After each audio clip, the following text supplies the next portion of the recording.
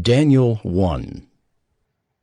In the 3rd year of the reign of Jehoiakim, king of Judah, Nebuchadnezzar, king of Babylon, came to Jerusalem and besieged it. And the Lord gave Jehoiakim, king of Judah, into his hand, with some of the vessels of the house of God. And he brought them to the land of Shinar, to the house of his God, and placed the vessels in the treasury of his God. Then the king commanded Ashpenaz, his chief eunuch, to bring some of the people of Israel, both of the royal family and of the nobility, youths without blemish, of good appearance, and skillful in all wisdom, endowed with knowledge, understanding learning, and competent to stand in the king's palace, and to teach them the literature and language of the Chaldeans. The king assigned them a daily portion of the food that the king ate, and of the wine that he drank. They were to be educated for 3 years, and at the end of that time they were to stand before the king. Among these were Daniel, Hananiah, Mishael, and Azariah of the tribe of Judah. And the chief of the eunuchs gave them names. Daniel he called Belteshazzar, Hananiah he called Shadrach, Mishael he called Meshach, and Azariah he called Abednego. But Daniel resolved that he would not defile himself with the king's food, or with the wine that he drank. Therefore he asked the chief of the eunuchs to allow him not to defile himself. And God gave Daniel favor and compassion in the sight of the chief of the eunuchs. And the chief of the eunuchs said to Daniel, I fear my lord the king, who assigned your food and your drink, for why should he see that you were in worse condition than the youths who are of your own age? So you would endanger my head with the king.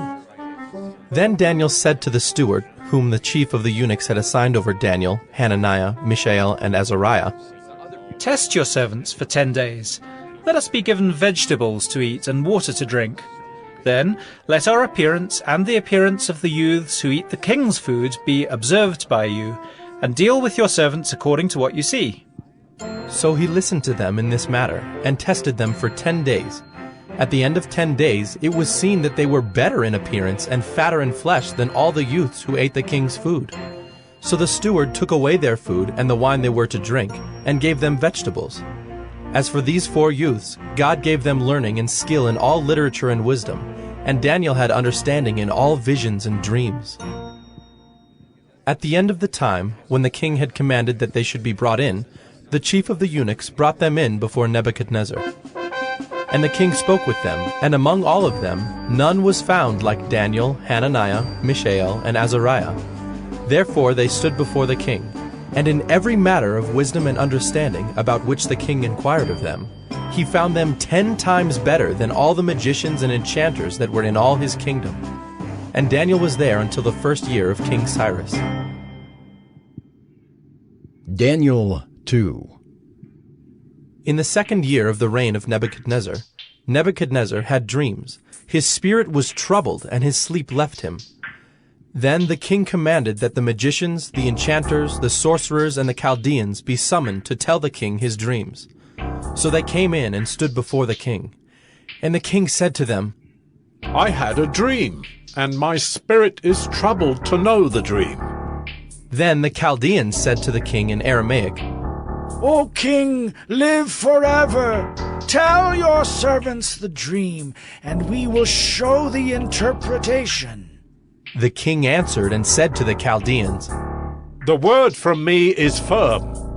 If you do not make known to me the dream and its interpretation, you shall be torn limb from limb, and your houses shall be laid in ruins. But if you show the dream and its interpretation, you shall receive from me gifts and rewards and great honor. Therefore, show me the dream and its interpretation. They answered a 2nd time and said, Let the king tell his servants the dream, and we will show its interpretation. The king answered and said, I know with certainty that you are trying to gain time, because you see that the word from me is firm. If you do not make the dream known to me, there is but one sentence for you. You have agreed to speak lying and corrupt words before me till the times change. Therefore tell me the dream, and I shall know that you can show me its interpretation. The Chaldeans answered the king and said, There is not a man on earth who can meet the king's demand, for no great and powerful king has asked such a thing of any magician, or enchanter, or Chaldean. The thing that the king asks is difficult, and no one can show it to the king except the gods, whose dwelling is not with flesh." Because of this, the king was angry and very furious, and commanded that all the wise men of Babylon be destroyed. So the decree went out, and the wise men were about to be killed, and they sought Daniel and his companions to kill them. Then Daniel replied with prudence and discretion to Arioch, the captain of the king's guard, who had gone out to kill the wise men of Babylon. He declared to Arioch, the king's captain, "Why is the decree of the king so urgent?" Then Arioch made the matter known to Daniel. And Daniel went in and requested the king to appoint him a time, that he might show the interpretation to the king. Then Daniel went to his house and made the matter known to Hananiah, Mishael, and Azariah his companions, and told them to seek mercy from the God of heaven concerning this mystery, so that Daniel and his companions might not be destroyed with the rest of the wise men of Babylon. Then the mystery was revealed to Daniel in a vision of the night. Then Daniel blessed the God of heaven. Daniel answered and said, "Blessed be the name of God forever and ever, to whom belong wisdom and might. He changes times and seasons, he removes kings and sets up kings. He gives wisdom to the wise and knowledge to those who have understanding. He reveals deep and hidden things. He knows what is in the darkness, and the light dwells with him. To you, O God of my fathers, I give thanks and praise, for you have given me wisdom and might, and have now made known to me what we asked of you, for you have made known to us the king's matter." Therefore Daniel went into Arioch, whom the king had appointed to destroy the wise men of Babylon. He went and said thus to him, "Do not destroy the wise men of Babylon. Bring me in before the king, and I will show the king the interpretation." Then Arioch brought in Daniel before the king in haste, and said thus to him, "I have found among the exiles from Judah a man who will make known to the king the interpretation." The king declared to Daniel, whose name was Belteshazzar, Are you able to make known to me the dream that I have seen and its interpretation? Daniel answered the king and said, "No wise men, enchanters, magicians, or astrologers can show to the king the mystery that the king has asked. But there is a God in heaven who reveals mysteries, and he has made known to King Nebuchadnezzar what will be in the latter days. Your dream and the visions of your head as you lay in bed are these. To you, O king, as you lay in bed, came thoughts of what would be after this, and he who reveals mysteries made known to you what is to be. But as for me, this mystery has been revealed to me, not because of any wisdom that I have more than all the living, but in order that the interpretation may be made known to the king, and that you may know the thoughts of your mind. You saw, O king, and behold, a great image. This image, mighty and of exceeding brightness, stood before you, and its appearance was frightening. The head of this image was of fine gold, its chest and arms of silver, its middle and thighs of bronze, its legs of iron, its feet partly of iron and partly of clay. As you looked, a stone was cut out by no human hand, and it struck the image on its feet of iron and clay, and broke them in pieces.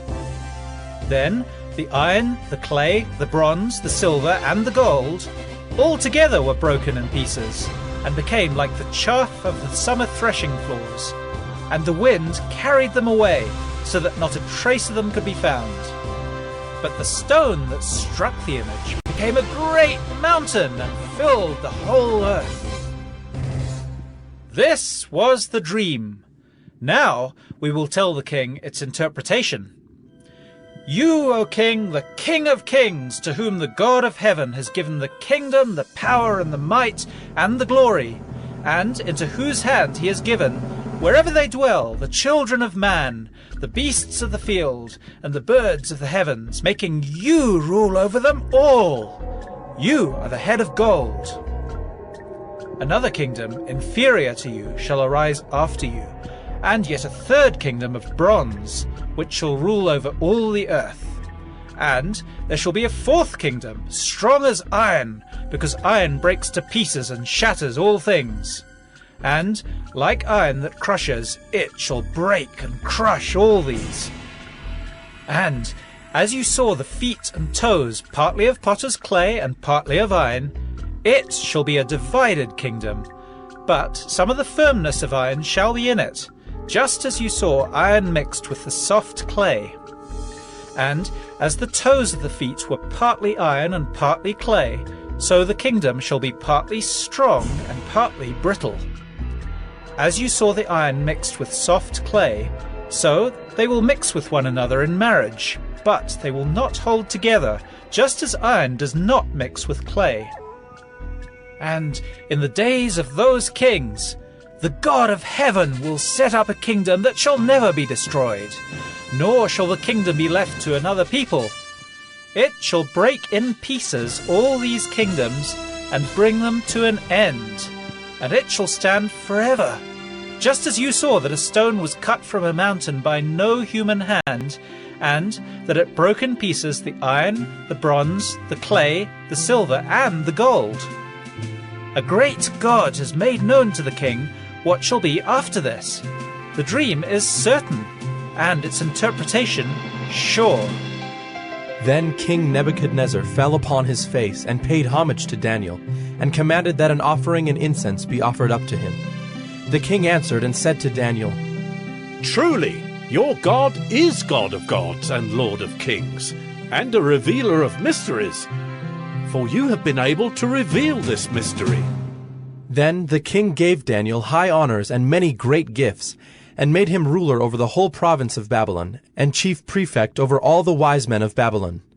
Daniel made a request of the king, and he appointed Shadrach, Meshach, and Abednego over the affairs of the province of Babylon. But Daniel remained at the king's court.